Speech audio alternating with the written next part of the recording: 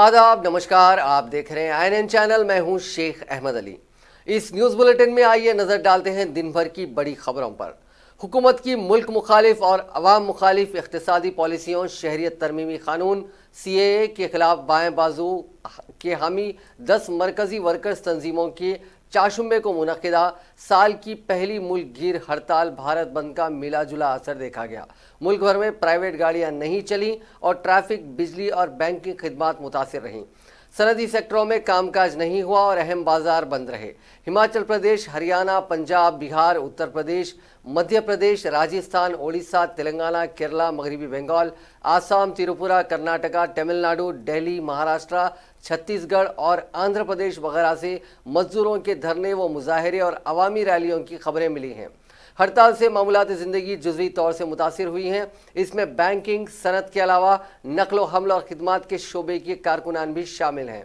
Private taxi services, ओला, Uber, auto rickshaw की तंजीमों ने भी हड़ताल की हिमायत की। वर्कर्स तंजीमें तमाम लोगों को रोज़गार, आलमगीर तौर से राशन, सेहत व तालीम, कम से कम उजरत 21,000 फी माह, किसानों को ज़राअत की पैदावार की मुनासिब कीमत और सबको कम से कम 10,000 रुपये फ़ी माह पेंशन देने का मुतालबा कर रहे हैं। इसके अलावा शहरियत तरमीमी कानून CAA, लेबर माहिदा, पब्लिक सेक्टर की कंपनियों की निजीकारी करने के मंसूबों को वापस लेना भी उनके अहम मुतालबात में शामिल है।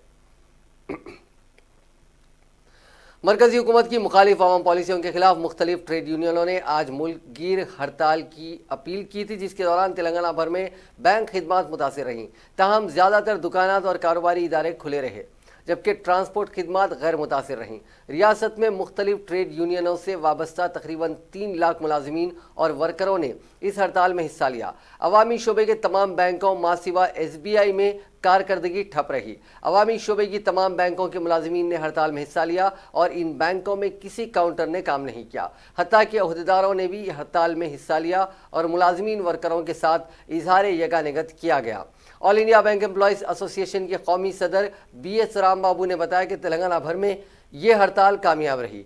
SBI के एक सीनियर ओहदेदार के मुताबिक हड़ताल का बैंक की सरगर्मियों पर कोई असर नहीं पड़ा, क्योंकि ओहदेदारों और अमले ने भारत बंद में हिस्सा ना लेने का फैसला किया था। सिंगरेनी कॉलरीज कंपनी लिमिटेड के चंद मुलाजिमीन हड़ताल में शामिल रहे, ताहम कोयले की पैदावार पर कोई असर नहीं पड़ा।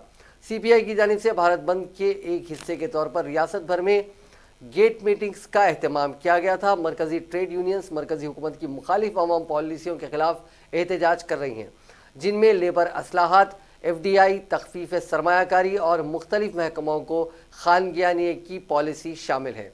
इस दौरान अमरावती से मौसूला इतला में बताया गया कि कांग्रेस, CPI और CPM से वाबस्ता कई कायदीन को आज विजयवाड़ा में RTC भवन के करीब कौमी शाहरा पर उस वक्त हिरासत में ले लिया गया जब वो मरकज़ की मुखालिफ अवाम पॉलिसियों के खिलाफ एहतजाजी धरना दे रहे थे। इतलात में बताया गया कि मुख्तलिफ अवामी शोबों के इदारों के मुलाजमीन ने हड़ताल में हिस्सा लिया। कई बैंक्स बंद रहीं। बड़े टाउन्स और शहरों में बाएं बाजू जमातों और ट्रेड यूनियनों ने रैलियां निकालते हुए मरकजी हुकूमत की इख्तियार करदा पॉलिसियों की मुखालिफत की। विजयवाड़ा में राधम सेंटर से लेनिन सेंटर तक रैली निकाली गई। मछलीपट्टनम में भी रैली का अहतमाम किया गया। तिरुपति से मौसूला इतला में बताया गया कि पुलिस ने नौजवान तंजीमों के चंद कारकुनान को उस वक्त एहतियाती तौर पर हिरासत में ले लिया जब वो शवा यात्रा के तौर पर वज़ीर-ए-आज़म नरेंद्र मोदी का पुतला ले जा रहे थे। अपोजिशन कायदीन ने विजयवाड़ा में एहतजाजी कायदीन की गिरफ्तारियों की मजम्मत की और कहा कि हमने BJP ज़ेर क़यादत मरकजी हुकूमत की मुखालिफ अवाम पॉलिसियों के खिलाफ एहतजाज दर्ज करवाने बंद की अपील की थी।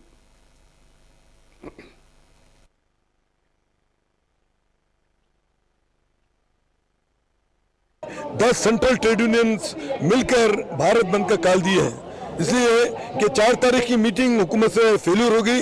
जो हुकूमत पूरे ट्रेड यूनियन चाहते हैं कि ये हुकूमत जो है ना एंटी वर्किंग क्लास पॉलिसी छोड़ दें, मुआफिक वर्किंग क्लास है ना रुझान की तरफ आए, मगर हम देख रहे हैं कि ये हुकूमत जो है ना प्राइवेटाइजेशन की तरफ जा रही है, आउटसोर्सिंग की तरफ जा रही है। पूरे 10 एयरपोर्ट्स प्राइवेट कर दिए गए हैं और एयर इंडिया को पूरा फरोख्त करने के लिए तैयार है, रेलवेज को जो प्राइवेटाइज करने के लिए तैयार है। तो इन तमाम चीज़ों को देखने के बाद हमने गवर्नमेंट को वार्निंग दी और आज हम देख रहे हैं कि 25 करोड़ जो वर्किंग क्लास वर्कर जो है ना आज की इसमें पार्टिसिपेट कर रहे हैं, जो दुनिया का सबसे बड़ा जो है ना स्ट्राइक लेवल को बोल सकते हैं। अभी भी वक्त है कि हुकूमत जो है ना इन तमाम चीज़ों को समझे कि जब इतने बड़े ऑर्गेनाइजेशन AITUC, CITU और जो ना INTUC, HMS, तो ये तमाम इतने बड़े बड़े 10 ऑर्गेनाइजेशन जो है ना हुकूमत से यही अपील करते करते आज है ना उनको वार्निंग देने के ऊपर आए हैं। हम चाहते हैं कि हुकूमत इमीडिएटली जो है ना अपना जो वर्किंग क्लास के खिलाफ जो उनका ये एटीट्यूड है ख़त्म करके प्रो वर्किंग क्लास की तरफ आए, ये आउटसोर्सिंग ख़त्म कर दे और प्रोविटाइजेशन की तरफ के जो दीवानावार जो जा रहे हैं वो जो है ना हिंदुस्तान के लिए ख़तरा है। तो ये हम मोदी हुकूमत को वार्निंग देना चाहते हैं कि कम से कम आज के ये 25 करोड़ जनता जो पार्टिसिपेट करी उसको देखने के बाद उनकी आंखें खोले और वो जो सीधे रास्ते पर आए।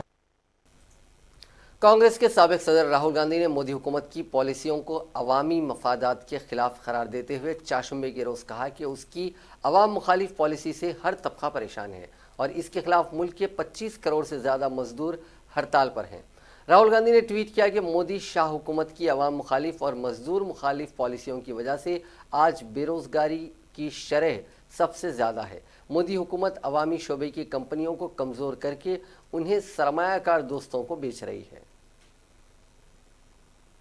रियासत की 120 बल्दियात और 9 म्यूनसिपल कॉरपोरेशनों में आज से पर्चे नामजदगियों की अदखाल का अमल सुबह 10:30 बजे से शुरू हो गया, जो शाम 5 बजे तक जारी रहा। कई बल्दियात में मुख्तलिफ सियासी जमातों के उम्मीदवारों और आज़ाद उम्मीदवारों ने अपने अपने पर्चे नामजदगियाँ दाखिल की। पर्चे नामजदगियाँ 10 जनवरी तक कबूल की जाएंगी।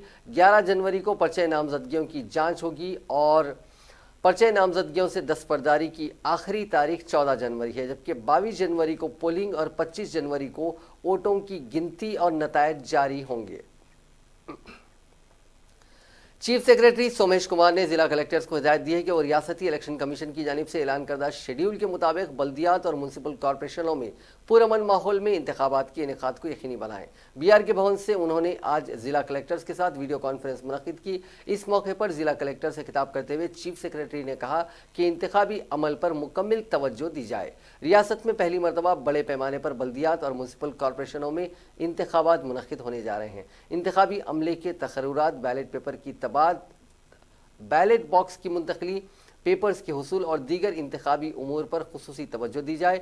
उन्होंने कहा कि अजला रंगारेड्डी, मेडचल, मलकाजगिरी, मंचरियाल, संगारेड्डी और नलगुंडा में ज़्यादा बल्दियात हैं, इसलिए इन अजला में खुसूसी तवज्जो दी जाए। ख़ास तौर पर नए बल्दियात पर खुसूसी तवज्जो दी जानी चाहिए। इंतखाबी अमल के दौरान रोज़ाना के कामकाज पर नज़र रखने के लिए एक खुसूसी कैलेंडर तैयार किया जाए। पर्चे नामजदगियों के इस इस्तेदाद पर चौकसी इख्तियार की जाए। उन्होंने कहा कि इंतखाबात के इनेकाद में कलेक्टर्स का अहम रोल होता है। इंतखाबात के अमल की तकमील तक उस पर नज़र रखी जाए। प्रिंसिपल सेक्रेटरी महकमे बल्दी नज़्म व नस्क अरविंद कुमार ने ज़िला कलेक्टर्स और म्यूनसिपल कमिश्नर से कहा कि इंतखाबी अमल पर हर मरहले पर खुसूसी नज़र रखी जाए। इंतखाबात से मुतालिक रिपोर्ट को रोज़ाना रवाना की जाए, क्योंकि इस रिपोर्ट को रियासती इलेक्शन कमीशन को रवाना करना होता है। इसलिए इसके लिए हर ज़िले में खुसूसी मॉनिटरिंग सिस्टम कायम किया जाए। इंतखाबी अमल में हिस्सा लेने वाले किसी भी ओहदेदार को रुख्सत मंजूर ना की जाए। बगैर इजाज़त ड्यूटी पर गैर हाजिर रहने वालों के खिलाफ सख्त कार्रवाई करने की ज़िला कलेक्टर्स को हिदायत दी गई है। पर्चे नामजदगियों की अदखाल, पोलिंग और काउंटिंग जैसे हर मरहले को मुकर्ररा वक्त के अंदर मुकम्मल करने के मंसूबे तैयार किया जाए। इसके लिए ज़िलाई सतही इजलास मुनक्किद किए जाएँ। बरसर इख्तिदार जमात TRS ने बल्दी इंतखाबात की तैयारियों के सिलसिले में एक अहम इजलास मुनक्किद करने का ऐलान किया है। तेलंगाना भवन में चीफ मिनिस्टर व सदर TRS चंद्रशेखर राव की सदारत में ये इजलास जुमेरात को सुबह 10 बजे मुनक्किद होगा, जिसमें पार्टी के अरकान असम्बली, जिन हलकों में TRS की नुमाइंदगी नहीं है वहाँ के पार्टी इंचार्ज को शिरकत की दावत दी गई है। पार्टी ज़राए के मुताबिक इस इजलास में चीफ मिनिस्टर, अरकान असम्बली और पार्टी के दीगर कायदीन को बल्दी इंतखाबात में उम्मीदवारों के इंतखाब और B फॉर्म्स की तकसीम और दीगर उमूर पर तबादला ख्याल करेंगे। पार्टी के जनरल सेक्रेटरी श्रीनिवास रेड्डी ने अरकान असम्बली और इंचार्जेस को A फॉर्म और B फॉर्म हवाले करेंगे। अरकान असम्बली और इंचार्जेस को आज रात ही हैदराबाद पहुँच जाने की हिदायत दी गई है। तेलंगाना तेलुगुदेशम पार्टी बल्दी इंतखाबात में तनहा मुकाबला करेगी। एनटीआर भवन में पार्टी कायदीन के साथ रियासती सदर एल रमना ने इजलास मुनक्किद करते हुए इंतखाबात की तैयारियों का जायजा लिया। इस मौके पर मीडिया से बात करते हुए उन्होंने कहा कि म्युनिसिपल इंतखाबात के लिए रियासत भर में कमेटियां तश्कील दी जाएंगी और रियासत के अहम कायदीन के साथ एक और कमेटी तश्कील दी जाएगी। माजी में बल्दी इंतखाबात में अवाम ने तेलुगुदेशम पर अपना भरोसा जताया था। उन्होंने कहा कि तेलंगाना की तश्कील के बाद तेलुगुदेशम को ख़त्म करने की साजिश की जा रही है। उम्मीदवारों के इंतखाब की मकामी कायदीन को ही जिम्मेदारी दी गई है। साबिक रुकने राज्यसभा वी हनुमंतराव ने कहा है कि हुकूमत को आबकारी की आमदनी कम पड़ रही है, इसलिए स्पोर्ट्समैन से भी अब रकम वसूल की जा रही है। मीडिया से बात करते हुए उन्होंने कहा कि बल्दिया को फीस की ज़रूरत क्यों महसूस हो रही है। उन्होंने कहा कि बल्दियात में कांग्रेस कामयाब होगी तो स्पोर्ट्समैन को मुफ्त तरबियत दी जाएगी। उन्होंने कहा कि खिलाड़ियों को एम्बेसडर बनाकर करोड़ों रुपए देने के बजाय नए खिलाड़ियों को तैयार किया जाए, एक और सानिया मिर्जा और पीवी सिंधु तैयार करें। हनुमंतराव ने कहा कि हैदराबाद पुलिस कमिश्नर अंजनी कुमार एक उसूल पर काम करें। कांग्रेस को शहरियत तरमीमी बिल के खिलाफ रैली की इजाज़त नहीं दी जा रही है। जिसको इजाज़त दी गई उनके खिलाफ मुकदमे दर्ज किए जा रहे हैं जो मुनासिब नहीं है। उन्होंने कहा कि पुरअमन रैली में आवाम अपनी मर्जी से और रजाकाराना तौर पर बाहर निकल कर आई, इसलिए उन्होंने मुतालबा किया कि मुकदमात को वापस लिया जाए।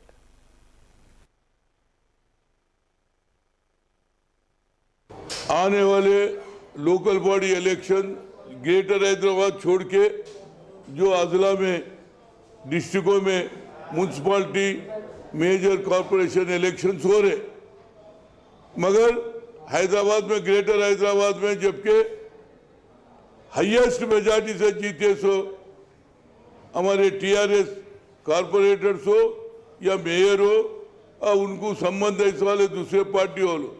आज स्पोर्ट्स में इतना अन्याय हो रहा, एक तरफ स्कूल में डोनेशन बनना है, फीस बनना है, वैसी खेल कूद में भी पैसे ले रहे, जबकि खेल कूद में भैया आप घर का टैक्स लेते, घर का पानी का पैसे लेते और लाइट का पैसे लेते और स्पोर्ट्स को भी पैसे लेते रहे भाई।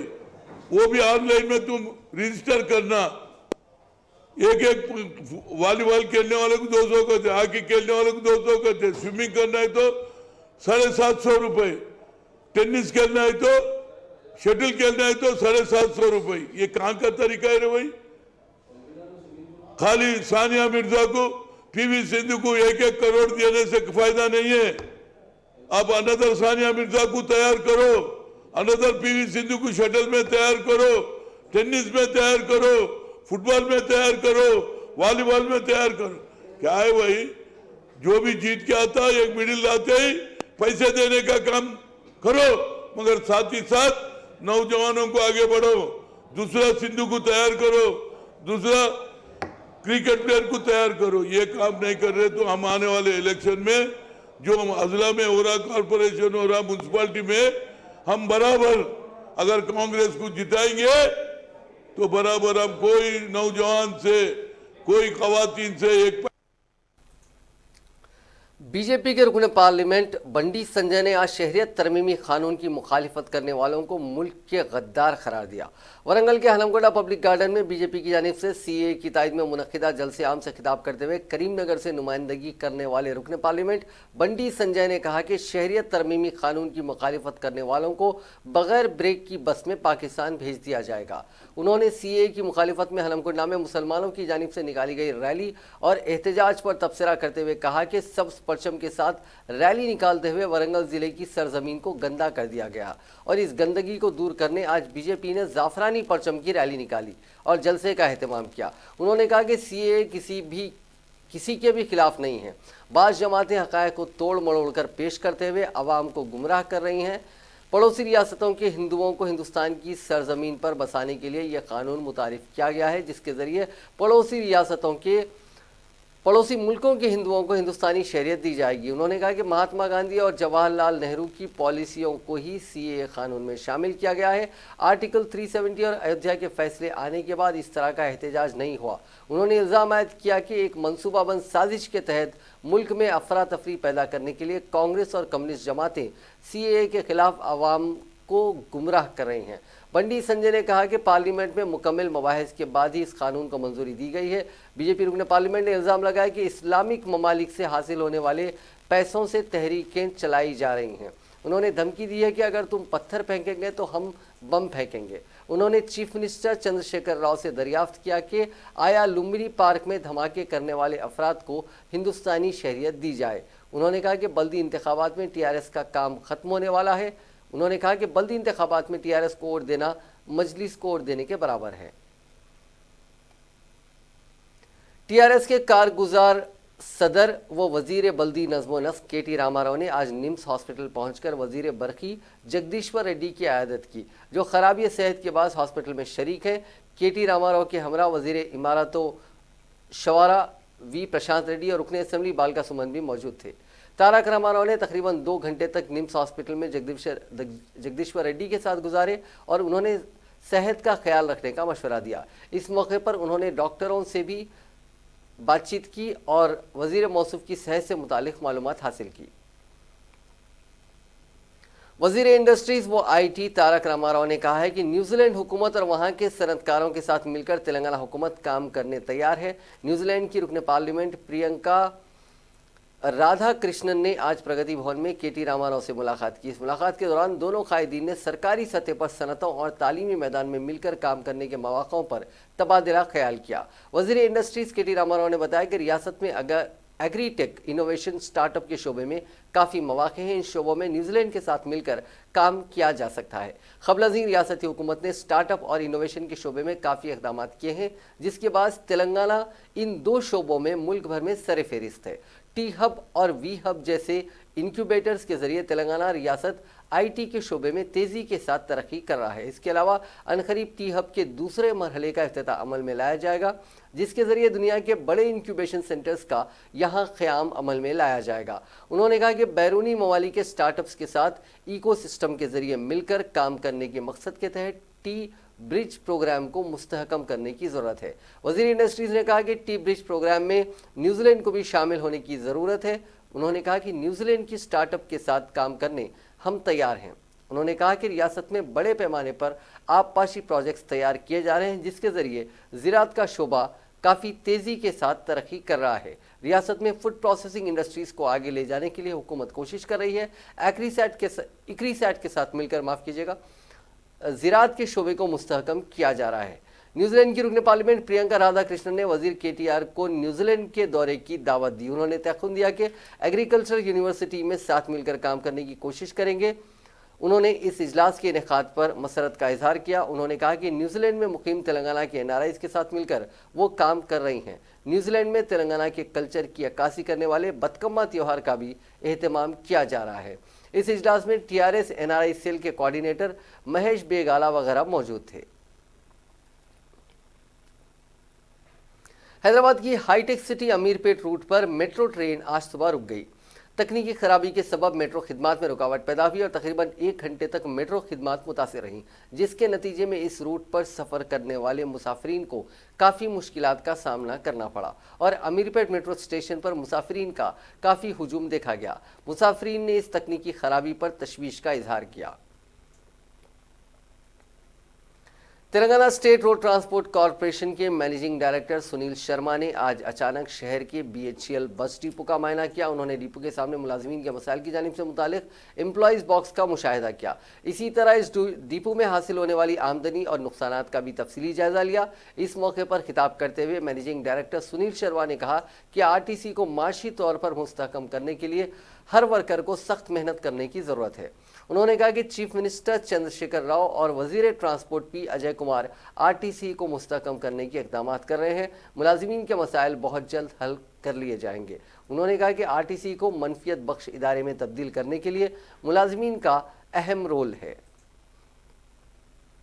आंध्र प्रदेश के साबिक चीफ मिनिस्टर व तेलुगु देशम के कौमी सदर N चंद्रबाबू नायडू के फर्जंद लोकेश ने इल्ज़ाम लगाया है कि रियासती हुकूमत किसानों के खिलाफ गैर कानूनी मामला दर्ज कर रही है। लोकेश, जो साबिक वजीर व तेलुगु देशम के कौमी जनरल सेक्रेटरी हैं, इन्होंने जिले गुंटूर की जेल में महरूस किसानों से मुलाकात की। उनके साथ जेएसी के लीडरान भी शामिल थे। इस मौके पर मीडिया से बात करते हुए लोकेश ने पूछा कि गुज़िश्ता 5 वर्षों के दौरान दारुल हुकूमत अमरावती के किसानों ने क्या एहतजाज किया था, ये सूरत हाल अब क्यों पैदा हुई। उन्होंने रियासत के 3 दारुल हुकूमतों से मुतालिक हुकूमत की तजवीज़ की मुखालिफत करते हुए कहा कि अगर रियासत के 3 दारुल हुकूमत होंगी तो ओहदेदारों, अवामी नुमाइंदों को मुश्किलात होंगी। उन्होंने कहा कि दारुल हुकूमत के किसान जो इस मसले पर एहतजाज करते हुए जेल गए, उनको रिहा करवाने के लिए जेएसी की जानिब से कानूनी इमदाद फराहम की जाएगी। उन्होंने गुज़िश्ता रोज़ हुक्मरान जमात वाईएसआर कांग्रेस के रुकन असम्बली की कार पर हुए हमले का हवाला देते हुए कहा कि इस हमले के सिलसिले में किसानों पर गैर कानूनी मामलात दर्ज किए जा रहे हैं। फिल्म अदाकारा दीपिका पाडुकोण के मंगल को जवाहरलाल नेहरू यूनिवर्सिटी में जाने के सिलसिले में तनाज़े के दरमियान वज़ीर इत्तलात प्रकाश जावड़ेकर ने आज कहा है कि यूनिवर्सिटी अहाते में जाना अदाकारा का जमहूरी हक है। जावड़ेकर ने मीडिया से बात करते हुए कहा कि मुल्क में कहीं भी तशद्दुद हो उसकी मजम्मत होनी चाहिए। मुल्क में पुख्ता जमहूरियत है जिसमें तशद्दुद के लिए कोई जगह नहीं है। तालीमी इदारों में लोग पढ़ने जाते हैं। जेएनयू में सेमेस्टर के लिए रजिस्ट्रेशन शुरू हो गया था और कुछ यूनियंस के लीडर ये नहीं होने देना चाहते थे। उन्होंने सर्वर को लॉक कर दिया, ये तालीम के खिलाफ है। उन्होंने कहा कि बाकी तशद्दुद में कौन कौन शामिल था इसकी पुलिस जांच कर रही है, जांच में सभी नकाब पोश बेनकाब हो जाएंगे। अदाकारा दीपिका पाडुकोण की यूनिवर्सिटी अहाते में जाने और इनकलाबियों से यकजहती का इजहार करने के सिलसिले में तनाज़े पर सवाल पूछे जाने पर जावड़ेकर ने कहा कि ये जमहूरी मुल्क है और कोई अदाकार या कोई शख्स कहीं भी जा सकता है, ये उसका जमहूरी हक है।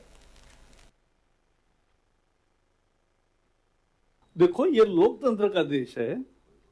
कोई कलाकार क्यों, कोई भी सामान्य आदमी कहीं भी जा सकता है, उसकी राय रख सकता है, उसमें कभी आपत्ति नहीं की किसी ने।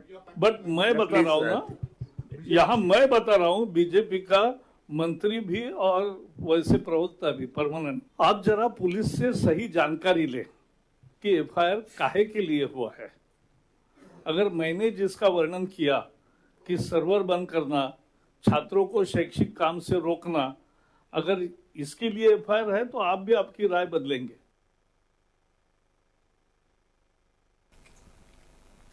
ईरान के दारुल हुकूमत तेहरान के खुमैनी हवाई अड्डे के नज़दीक चाशुंबे को यूक्रेन का एक तैयारा गिरकर तबाह हो गया, जिसकी वजह से उसमें सवार तमाम 180 मुसाफिरीन की मौत हो गई। मकामी मीडिया के मुताबिक यूक्रेन का तैयारा बोइंग 737-800 जेट परवाज करने के थोड़ी ही देर बाद गिरकर तबाह हो गया। यह हादसा तेहरान के जुनूब मगरबी मज़ाफ़ाती इलाके पारंद के नज़दीक पेश आया। रिपोर्ट के मुताबिक यूक्रेन बैनुल अक़वामी एयरलाइंस के तैयारे बोइंग 732 ने मकामी वक्त के मुताबिक 5:15 पर परवाज़ की। यह तैयारा यूक्रेन के दारुल हुकूमत कैफ में वाक़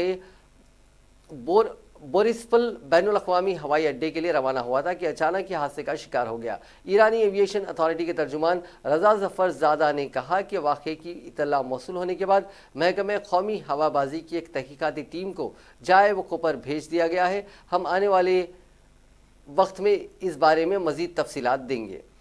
हादसे के वक्त तैयारे में कुल 180 अफराद सवार थे। यह हादसा ईरान की जानिब से इराक में वाक़ अमरीकी और इत्तेहादी अफवाज के 2 ठिकानों पर किए गए कई मिसाइल हमलों के चंद घंटों के अंदर ही पेश आया। ईरान ने इराक में वाक़ अमरीकी फ़िज़ाई अड्डों पर चारशंबे की सुबह मिसाइल हमले किए, जिनमें 80 अमरीकी फ़ौजी हलाक हो गए। खामी मीडिया ने ईरानी फ़ौज के एक सीनियर अफसर के हवाले से चारशंबे को बताया कि ऐनुल असद फ़िज़ाई अड्डे पर ईरानी फ़ौज के मिसाइल हमले में कम से कम 80 अमरीकी फ़ौजी अहलकार हलाक हुए हैं। उन्होंने बताया कि अमरीकी हेलीकॉप्टर और फ़ौजी साजो सामान को भी भारी नुकसान पहुंचा है। इससे कबल ईरानी फ़ौज के सरबराह मेजर जनरल मोहम्मद बाखरी ने कहा था कि ईरान ने अपनी फ़ौजी सलाहियत का सिर्फ एक हिस्से का मुजाहरा किया है। उन्होंने कहा कि वक्त आ गया है कि अमेरिका ईरान का सामना करने के लिए कोई दीगर रुख अपनाए। वाज़ेह है कि ईरान ने मेजर जनरल कासिम सुलेमानी के कत्ल का इंतकाम लेने के लिए इराक में अमेरिका की ज़ेर क़ियादत सिक्योरिटी फोर्सेस पर बैलिस्टिक मिसाइल हमले किए। अमेरिकी वज़ारत दिफा पेंटागन ने इन हमलों की तस्दीक की है। पेंटागन ने एक बयान में कहा कि मकामी वक्त के मुताबिक मंगल के रोज़ 1730 आवर्स ईरान ने अमेरिकी फ़ौज और इत्तेहादी अफवाज के ख़िलाफ़ कई बैलिस्टिक मिसाइल से हमले किए। ये वाज़ेह है कि ईरान ने इराक के ऐनुल असद और अरबिल में अमरीकी फौज और इत्तेहादी अफवाज के कम से कम 2 फौजी ठिकानों को निशाना बनाया। पेंटागन ने कहा कि वो खित्ते में तैनात अपने जवानों, साथियों और इत्तेहादी अफवाज के तहफ़्फ़ुज़ के लिए तमाम ज़रूरी इक़दाम करेगा। इससे कबल व्हाइट हाउस ने कहा कि सदर डोनाल्ड ट्रंप इराक के हालात पर करीब से नज़र रखे हुए हैं और कौमी सलामती कमेटी के साथ मुशावरत कर रहे हैं। गुज़िश्ता जुमे को अमेरिका के ड्रोन रॉकेट हमले में ईरान के पासदारान इनक़लाब इस्लामी की अल-कुद्स फोर्स के सरबराह जनरल कासिम सुलेमानी के मारे जाने के बाद से ही पूरे खलीजी खित्ते में कशीदगी उरूज पर पहुंच चुकी है। ईरान की जानिब से अमरीकी फ़ौजी अड्डों पर हमले सुलेमानी की मौत का इंतखाम बताया जा रहा है। इराक में अमरीका के 5000 से ज़ायद फ़ौजी तैनात हैं, जिन्हें निशाना बनाकर ईरान ने यह हमला किया है। हुकूमत ने ईरान और अमेरिका के दरमियान फ़ौजी कशीदगी बाम पर पहुंचने के बाद मुल्क की एनर्जी सिक्योरिटी से मुतालिक तशवीश के सिलसिले में आज यकीन दहानी करवाई कि हिंदुस्तान तमाम सूरत हाल से निपटने के लिए तैयार है। वज़ीर आज़म नरेंद्र मोदी की सदारत में काबीनी इजलास के फैसलों की इत्तला देने के लिए मुनक़िदा प्रेस कॉन्फ्रेंस में पेट्रोलियम और कुदरती गैस के मरकज़ी वज़ीर धर्मेंद्र प्रधान ने यह यकीन दिलाया। प्रधान ने कहा कि खलीज में कुछ ही घंटों में सियासी सूरत हाल में शदीद उथल पुथल हुई है। हुकूमत ने ईरान पर अमेरिका के हमले के सिलसिले में तमाम पहलुओं पर गहराई से गौर व खौज किया है। देखिए, इसकी डायमेंशन और उसकी रामिफिकेशन हम सबके सामने है। पिछले बीते हुए कुछ घंटों के अंदर दुनिया की जियोपॉलिटिक्स में काफी उछाल और काफी उथल पुथल हो रही है। भारत एक मेजर कंज्यूमर के नाते हमारे विदेश मंत्री सारे स्टेक होल्डर से, कल मैंने विदेश मंत्री से सभी से आलोचना भी किया है। विदेश मंत्री जी ने तेल उत्पादनकारी देशों की उनकी काउंटर पार्ट से भारत की कंसर्न को उठाया है। भारत की व्यवस्था उस विषय पर नजर रखी है। पेट्रोलियम मिनिस्ट्री, विदेश विभाग, माननीय प्रधानमंत्री जी की कार्यालय, ये सारा विषय पे नजर रखें। हम सारे प्रकार की सिचुएशंस को सामना करने के लिए तैयारी कर रहे हैं। मरकजी हुकूमत ने कांकनी यानी कोल माइनिंग से मुंसलिक 2 क़वानीन में तब्दीली के लिए ऑर्डिनेंस को मंजूरी दे दी है, जिसके बाद कोई भी देसी या गैर मुल्की कंपनी कोयला कानों के लिए बोली लगा सकेगी। वज़ीर आज़म नरेंद्र मोदी की सदारत में मरकजी काबीना की चारशंबे को दिल्ली में हुई मीटिंग में माइनिंग से मुताल्लिक 2 ऑर्डिनेंसेस को मंजूरी दे दी गई है। हुकूमत ने गुज़िश्ता साल ही कोयले की कांकनी और प्रोसेसिंग में 100% बराह रास्त गैर मुल्की सरमायाकारी की इजाज़त दी थी। मीटिंग के बाद वज़ीर कोयला प्रहलाद जोशी ने बताया कि इस ऑर्डिनेंस के लिए कोयला कानों का अलॉटमेंट हासिल करने के लिए कंपनी के हिंदुस्तान में कोयला कारोबार के शोबे में होने की शर्त हटा दी गई है। इससे किसी भी देसी या गैर मुल्की कंपनी के बोली लगाना मुमकिन हो जाएगा। साथ ही माइनिंग से हासिल होने वाले कोयले के आखिरी इस्तेमाल के साथ मुंसलिक शराइत भी हटा दी गई हैं।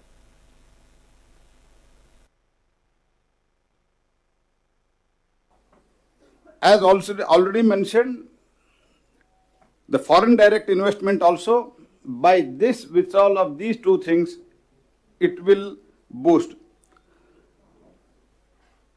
The amendments approved today will facilitate the coal mining to coexist with the increasing production by Coal India. The large investment will be attracted because of the restriction of end use has been now dropped.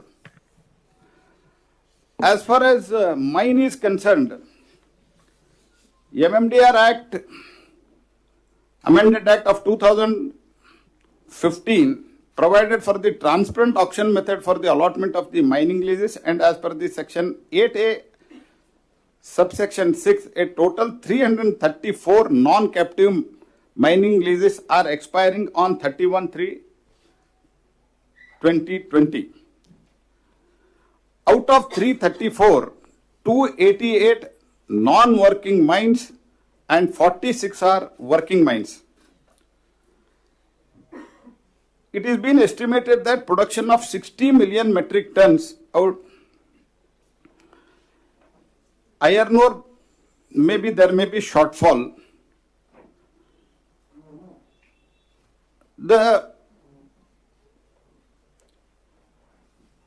For this purpose, Iraq की मौजूदा सूरत हाल के पेश नज़र हिंदुस्तानी शहरियों को मशवरा दिया गया है कि वो मज़ीद इतला तक इराक के तमाम गैर ज़रूरी सफ़र से गुरेज करें।